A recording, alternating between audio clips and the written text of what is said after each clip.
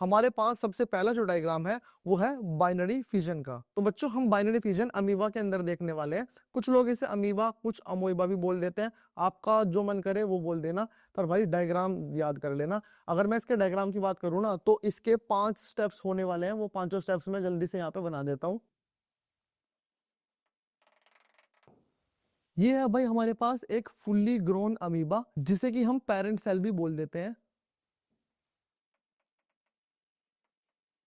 अगले पार्ट के अंदर ना ये जो न्यूक्लियस है, ये न्यूक्लियस अब थोड़ा लेंथन होने वाला है, मतलब ये थोड़ा स्ट्रेच हो जाएगा।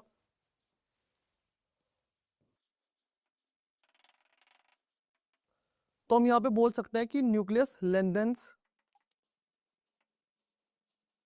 और भाई अगले पार्ट की बात करूँ तो अगले पार्ट के अंदर ये जो न्यूक्लियस अब थोड़ा लेंथन हो चुका है, थोड़ा स्ट्रेच हो चुका है, अब ये दो पार्ट में टूट जाएगा, दो पार्ट में डिवाइड हो जाएगा।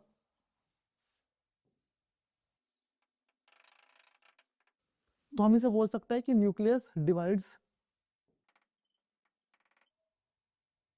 और भाई अगर अगले पार्ट की बात करूँ ना, अब बारी है साइटोप्लाज्म के डिवाइड होने की, साइटोप्लाज्म के लेंथन होने की। तो अगले पार्ट के अंदर अब साइटोप्लाज्म लेंथन होने वाला है।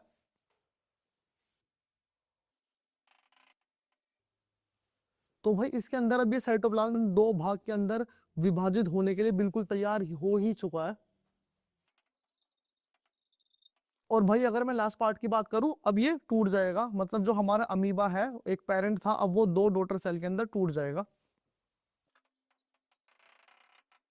तो भाई ये हमारा जो पेरेंट सेल था अमीबा का, अब वो दो पार्ट के अंदर, दो डॉटर सेल के अंदर टूट चुका है। तो ये हो गया भाई बाइनरी फिजन इन अमीबा। अब चलते हैं दूसरे डायग्राम की तरफ। तो भाई अगर मैं अपने अगले डायग्राम की बात करूं तो अगला डायग्राम है हमारे पास बडिंग का, और बडिंग के अंदर भी किसका, हाइड्रा का। तो हम हाइड्रा की बडिंग देखने वाले हैं। हाइड्रा के अंदर बडिंग भी भाई 4 स्टेजेस के अंदर डिवाइड है, तो एक एक करके सारी स्टेज ड्रॉ करनी सीख लेते हैं। भाई ये है हमारे पास एक पेरेंट हाइड्रा। अब ये पेरेंट हाइड्रा ना अब एक बच्चे को जन्म देने वाला है, बच्चा मतलब अपने एक हाइड्रा को जन्म देने वाला है, वो भी बड के द्वारा। सेकंड स्टेज के अंदर इस हाइड्रा की एक बड फॉर्म होने वाली है। तो हम बोल देंगे सेकंड स्टेज के अंदर कि दैट बड इज फॉर्म्ड। तो भाई अगर मैं थर्ड स्टेज की बात करूं तो ये जो हाइड्रा फॉर्म हुई है, पैदा हुई है, अब वो थोड़ी और बड़ी हो जाएगी और एक हाइड्रा के अंदर तब्दील हो जाएगी।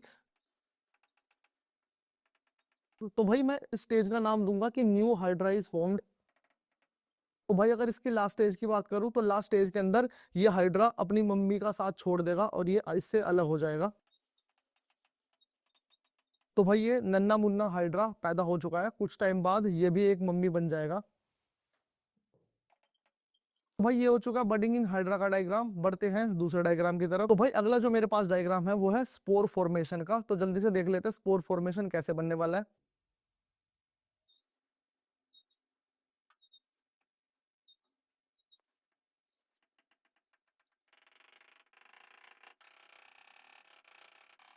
तो भाई देखो ये है हमारे पास एक पेरेंट स्पोर, और जब ये मैच्योर हो जाएगा तो ये बर्स्ट आउट हो जाएगा और इसके अंदर से जो ये निकलेंगे ये नए स्पोर को जन्म दे देंगे। ठीक है भाई, एक टाइम आएगा जब इसका थैला फट जाएगा तो इस थैले में से जितने भी बीज गिरेंगे उस बीज में से नए स्पोरेंजियम, नए स्पोर उग जाएंगे। तो इसे बोलेंगे हम स्पोरेंजियम।